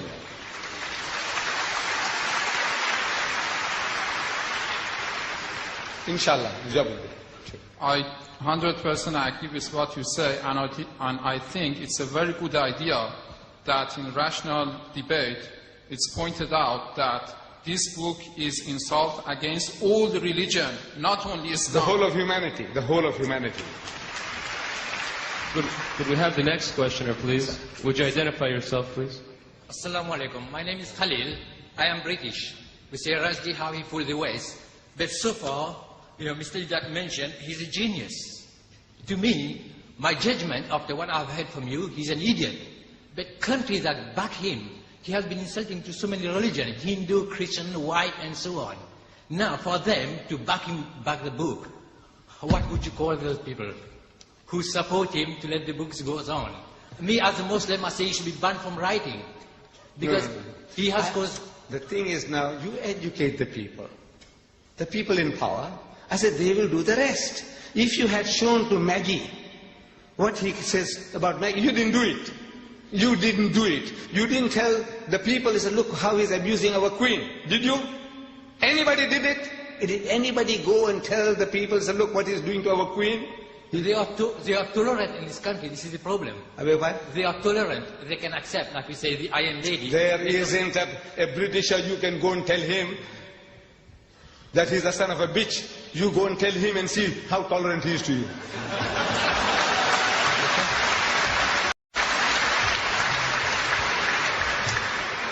Would you identify yourself, please, and ask your question? Assalamu alaikum. Ladies and gentlemen, brothers and sisters, Sheikh Deedat. Like all Muslims, I'm incensed by what Rushdie has written, and I feel I must protest. According to what you said during your marvellous lecture to the Quran, we cannot nickname people or mimic, is that right? Then how would I feel when I read your book, on the first line, refer to Satanic Salman and the picture with the horns and the hat? Is that against Quran or not? Could you please clarify that point for me? Thank you. Thank you. Well, let me say, look what he did to me. See, if I swore you, anybody will justify you swearing back. Am I right? Am I right? Yes. If I swore you, you swear me. You swear me, I swear you. And people say, you know, you just can't help. That guy did it to me. What he did to me, my natural reaction, I'm not perfect, by God, by far from perfect. I'm... Could we have quiet, please? Excuse me, you had your chance. If you would like to ask a question, please go to the back of the queue.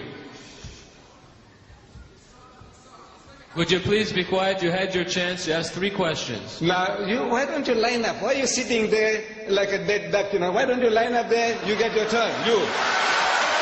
Line up. Take your turn.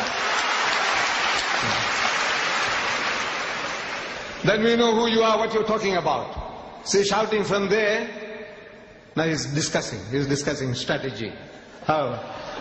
Look, my son. I am like anybody else, like you, like anybody else.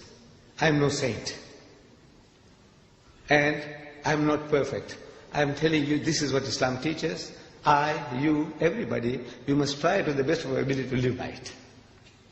Let's say to a degree, I have fallen short of that requirement. I have done it. I have done it. Good night. The next questioner, please. If you want to identify yourself. Assalamu alaikum. My name is Omar. I'm a Muslim. I need no other identification except the title that Allah in His infinite wisdom, power, and grace has given to me. And that is that I'm a Muslim. I heard much of what you said and I agree. And I heard much of what you said and I was hurt and disagreed. I was pained for the children that were here and the language. Of course, we live in a world where language such as that is often used. But what pained me the most was when I heard, if I can quote you, and please allow for my inaccuracies. Sometimes I am often mistaken. If you live in a country, you should be willing to die for it. Well, there are many countries in which I'm willing to live, but there's certainly only one cause for which I'm willing to die.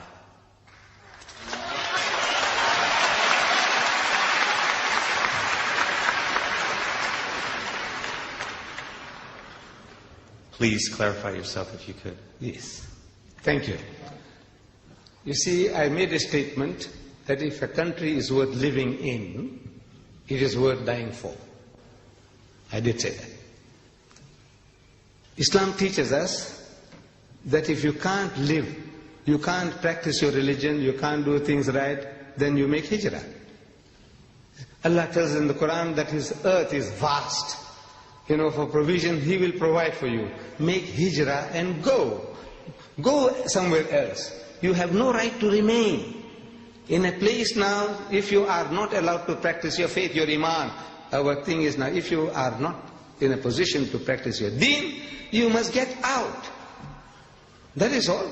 So, but if it's worth living in, your country is at war and you sit at home and say, let the people die for you, for your children. I says, no, you must be prepared to defend the country against any outside attack.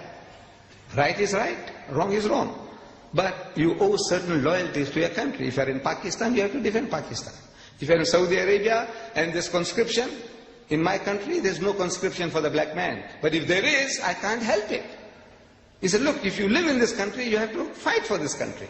Otherwise, get out. So this is the answer I can give you, my brother. That I said, if you think it's worth living in, then it's worth dying for. If it's not worth living in, then you are free.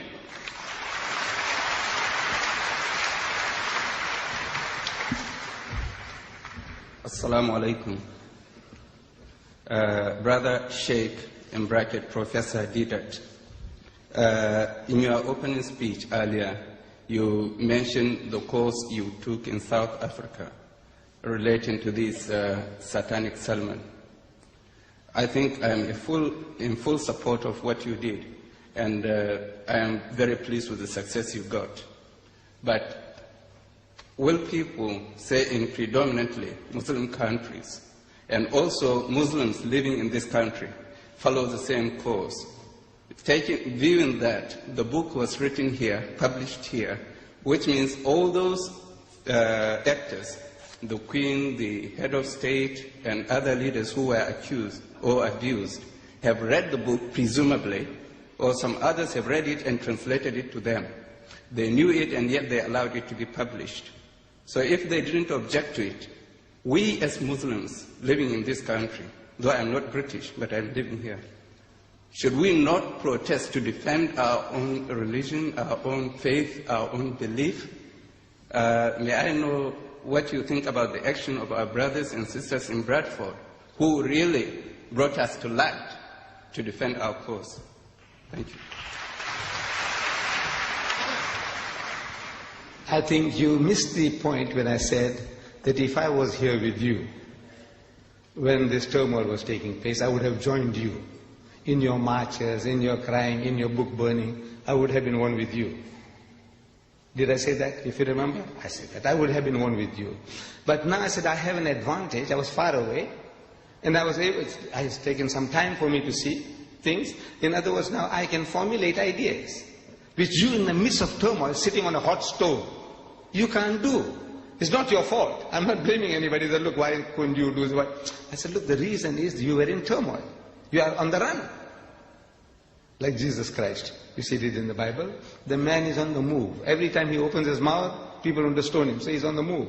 These are different circumstances from another man who is at peace and rest and is able to deliver a message. So I have that advantage and experience from other people's mistakes. I'm benefiting. So look, this man here on the program was questioned. Have you read the book? And our heroes, almost all, they said no. So I said, no, I mustn't fall foul of that. Suppose I go to Britain and I offered £50,000 to BBC TV. BBC TV, I offered them £50,000 to give me 5 minutes on prime time to give them the best of Rushdie. I said, you want to read in public? You had the blasphemous banquet? Give me only 5 minutes and I give you £50,000. Give me 5 minutes to read to you the best of Rushdie. No reply.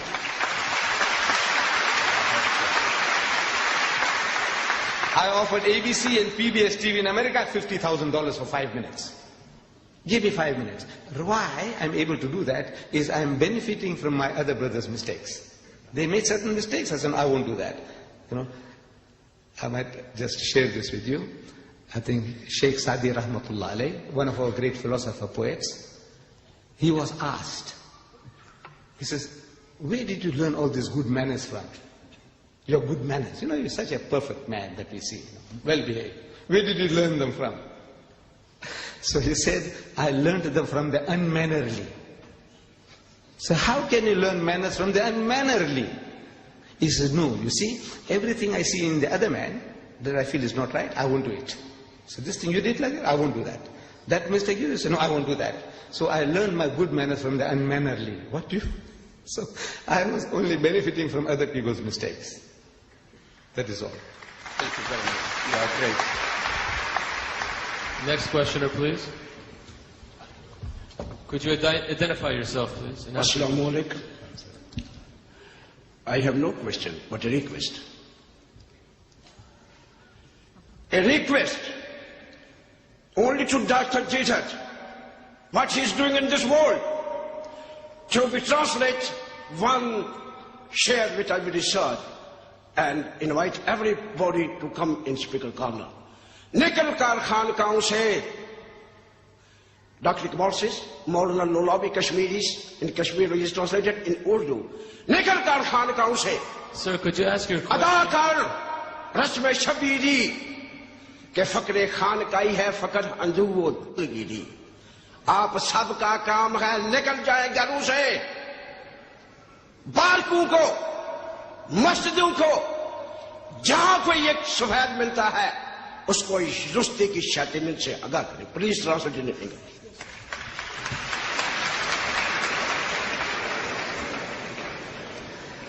I'm not an Urdu Khan, but so a few words I understood was that instead of remaining in the monkeries and in your cloisters, you know, saying tasbih and sitting down doing nothing, say get out and do some work.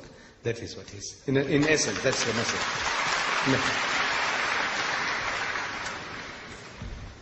Assalamu alaikum rahmatullahi wa barakatuh. Brothers and sisters, Sheikh Ahmed. It's alright us saying, right, to stop Salman Rushdie for what he's done to the brothers and sisters.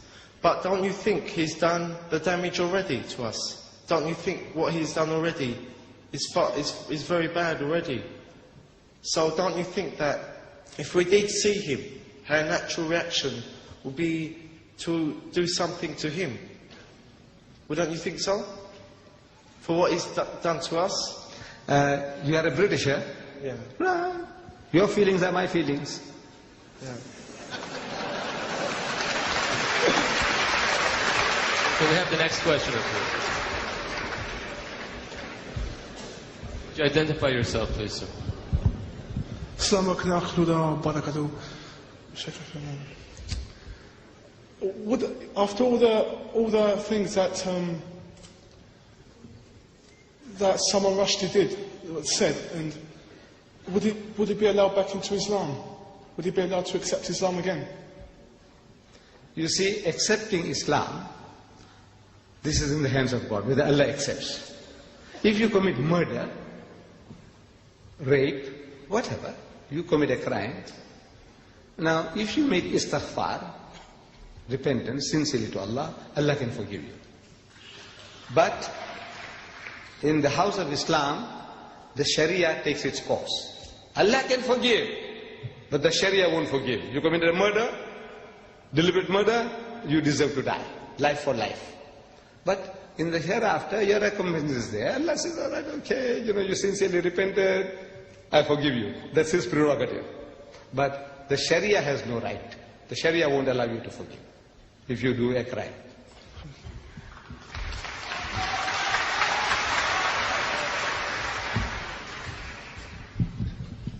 Assalamu alaikum wa rahmatullah. My name is Sayyida Kirmani and I'm a British Muslim, and this question is to you, Brother Deedat. You mentioned in your course of speech the Islamic punishment for adulterers and slanderers, but you haven't mentioned the punishment which says in the Quran for the blasphemy that Rushdie committed. And as a Muslim, and as far as my knowledge goes of the Quran, your approach to Rushdie affair is in contradiction of Holy Quran. My second question is... Now that was a statement. My second question is... That was not a question, that was a statement you made. Do you agree with this? What? Do you agree with my statement? What statement did you make? What did you say? In Quran, the punishment for blasphemy against the Prophet of Allah is quite different. It's either by death or by stoning or cutting arms and legs. And that's what it says in Quran. Yes. Right, I'll answer you, my sister. We were dealing with the subject, how Rushdie fooled the West. Now, this thing I was telling you is so vast that this one person or one time you can't deal with everything. I have dealt with this problem. Now, this will be the third tape. Third tape on the same problem. Should Rushdie die? The Islamic verdict. Should he? Should, that's the question. But now you have to get the tape. Can you tell us? Because we're all here. This is another lecture. You want me to deliver another lecture? No, just say No, wait. We started here at 2:30.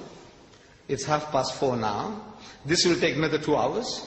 You want me to expound to you for 2 hours? Look, you can't just make statements. You have to get this tape. I'm only asking you if you agree with the Quranic punishment or you don't. I agree what the Quran says, and here we deal with it in total. 2 hours. So you agree with the Quranic punishment?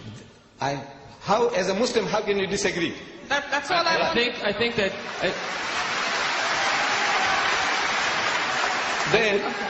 Then further, again, should Rushdie die? Yes. The Judeo-Christian verdict. That's a different subject. Now, at that subject, you said, look, what about Islam? I said, look.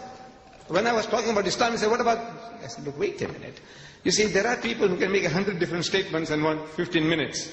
Unfortunately, I can't do that. You see, if I touch something, I have to explain to you the whole situation. So, the Islamic verdict, the Judeo-Christian verdict, and now you will see in the future how he fooled the West. And now each and every one is separate, independent, but is doing a certain job. I think that excuse me, sister, I think that Sheikh Deedat has been very patient in answering a question that is not related to the topic. Brothers and sisters, ladies and gentlemen, I would like to ask you to please remain and contain your questions to the topic. It is unfair to ask a question on another topic which will require perhaps a couple hours of explanation. Could we have the next question, please? Assalamu alaikum. My name is Tabassum Ahmed and I'm a Muslim Pakistani. I want to ask you, is the fatwa passed by Ayatollah Khomeini, is that justified from an Islamic point of view? I don't think you understand English, my child. Look, we have been talking about how Rushdie fooled the West. Where does Khomeini fit in? The topic. Look, if you came with the understanding, I don't know whether you understood, a challenge to the giants of the British literary world, can you stomach the best of Rushdie? There was no Khomeini, no Quran, nothing. We're not bringing it. The Quran says this, the Hadith says this, nothing. We are talking about how he fooled the West. And what you can do now is to educate the British what he has done to them. Let them do the job. And they will do it for you. Could we have the next questioner, please? Assalamu alaikum. Would you identify yourself, please? My name is Hajj, and I would like to ask a question to Sheikh Ahmed Deedat. He says that Rushdie has blasphemed all the humankind, all human beings. And even if he didn't spare the Queen, we know, as he says in his book, he has used some words for our Prophet ﷺ. And we know that this Prophet is even greater than the Queen, or whoever that is greater than the Queen. The Prophet is greater than you.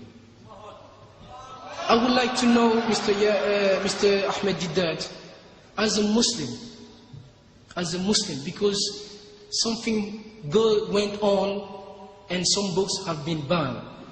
I would like to know, as a Muslim, our point of view, what should we carry on actually to do?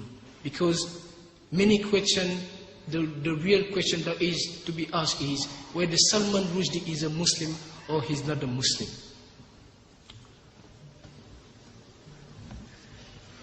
I don't think you're reading the newspapers. Look, Salman Rushdie, he says he is not a religious man. He doesn't follow any religion.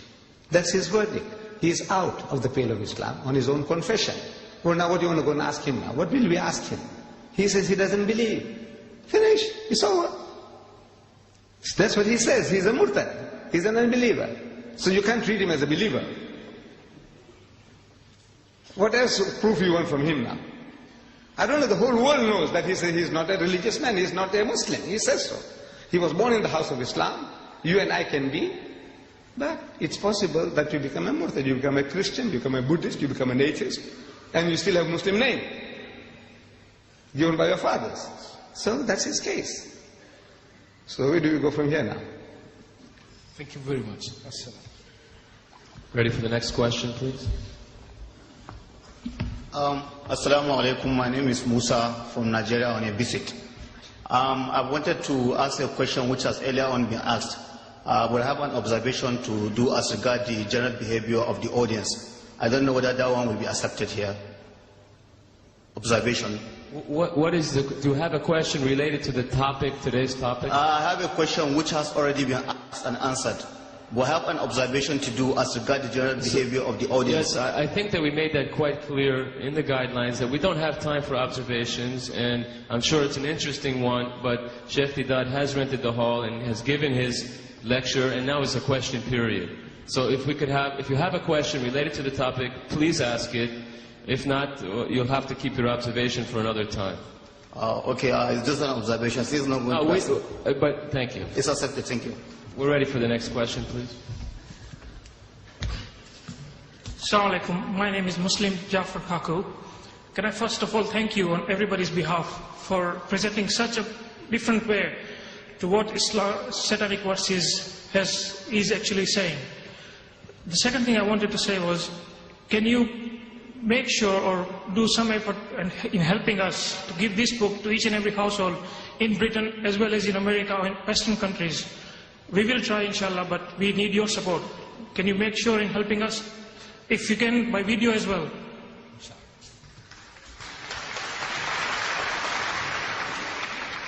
We are publishing 100,000 in Britain for free distribution, and another 100,000 in America for free distribution. I would like to see 1 million copies here and 1 million copies there. But now, I'm appealing to you that don't kill the goose that lays the golden egg. See, don't kill us. What you do is, how much does this book cost each? Roughly? 15 pence? Right. This costs 15 pence. Buy 10. Buy 100 at 15 pence each, so you don't kill us. And you give them out on your behalf. This is what you ought to do. So, that way you'll be helping us immensely. Because now I am interested in publishing the 100,000 under print. But then I said, look, I want 1 million. Look, this book should be given out in the streets, in all the cities. Give them out freely. You know, you buy them at cost price. If you can publish them yourself, cheaper, we are giving you an open order inside. We want no royalties from you, we have no copyrights, you publish it, you sell it, you distribute it free, no restrictions whatsoever. So if you want to do that, you can have that privilege as well. You can print it yourself, maybe it'll cost you 10 pence, maybe it'll cost you 5 pence. Go ahead and do it, but help us that way, spread the book. Inshallah, we'll help you, but if you can start a fund or something just to publicize this book and the videos, I'm sure you'll get a lot of response from people who want to donate to this cause. No, we don't want donation. You just buy it yourself. If you have got no time, buy 100 copies only. For how many? 15 pounds. Thanks very much. Or something like that. Thank you.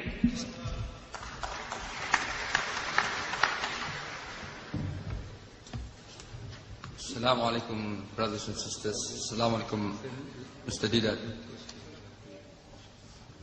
Yes, if we could have 2 more questions, please, and yours. Well, let's say 3 questions, 2 more questioners after you. Mr. Deedat, first of all, last year, November, some Muslim scholars, Muslim ulama, did contact the British government in connection with this book. So, like you did in South Africa, some scholars and some ulama tried to do it here, but they were unsuccessful through their Democratic Party. Secondly, you say Salman Rushdie, how he fooled the West. Well, all Muslims that are here are in the West, and they are part of the West. And as you have briefed us on how he has said abusive words to people, there's a lot of people here that are non-Muslims, and it is mainly on, you never use the word why they insulted Prophet Muhammad sallallahu alaihi wasallam. The abusive language that he used and the technique that he used, he did not use the word Muhammad. Can you explain to me why you never brought up that word Muhammad and this? I don't know, maybe you can give it to me better? I don't know. My brother, you see, I have discovered there's a wrong policy. Our policy now is wrong. He said, you know what he called my mother? You know what you're doing? You're spreading it now. Look, the thing has spread enough, it has harmed us enough. 40 Muslims have died, women have been widowed, children orphaned, and now I'm going to say, you know what he called my mother? You know what he called my Nabi? You know what? What the hell? I said, forget it, man. That's a thing of the past, we have paid enough price for that. Now we say, look, you, sir, what he's doing to you? Forget about what happened to us. Because you crying about yourself is making the guy happy.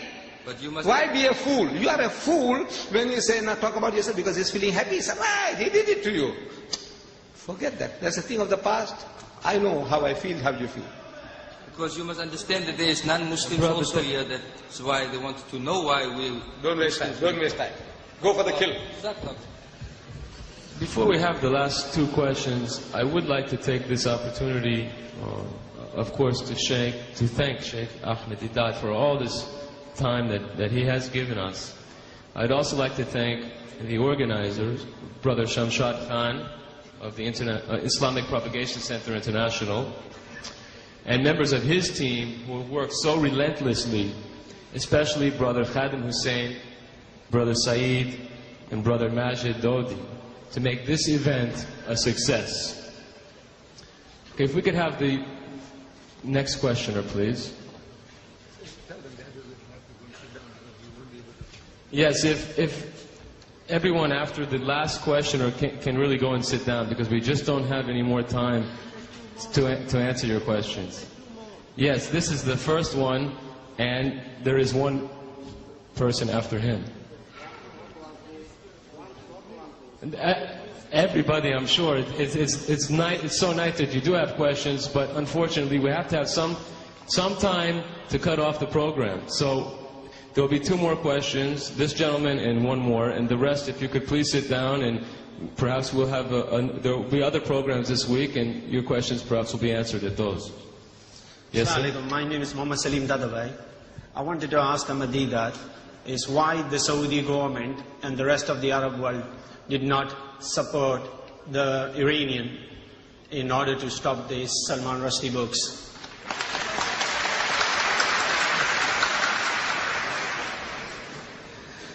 You think I know people's minds? I don't. This is the question you should ask them. Look, the question, the person who does or who doesn't, you ask him the question. Why? Now the problem is So that... do you have a question on the topic? Because we're discussing international politics. By talking or merely understanding the West, because the West have conspired against Islam in This unity, might make a very and we as a interesting- Muslim are not united. This might make a very interesting topic in the future, but unfortunately it's not the topic here. Yes, could we please have the last questioner? Or pair of questioners? Assalamualaikum. My name is Farhana, and this is my friend Shazia. She'd like to ask you a question. Well, it's more advice than question. Do you have a question other than advice? Because there are people here that have questions.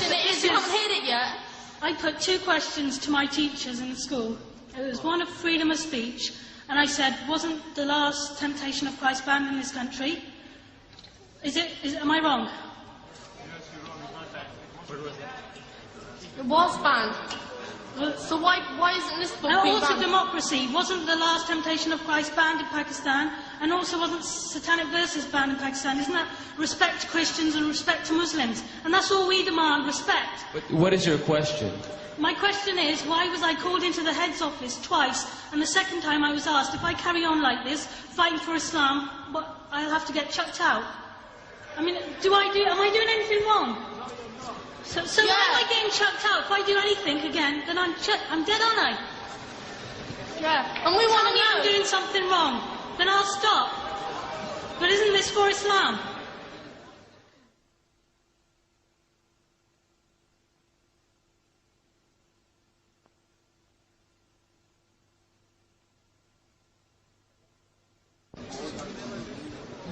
I would like to wish each and every one of you, ladies and gentlemen, brothers and sisters, Assalamu alaikum wa rahmatullahi wa barakatuh.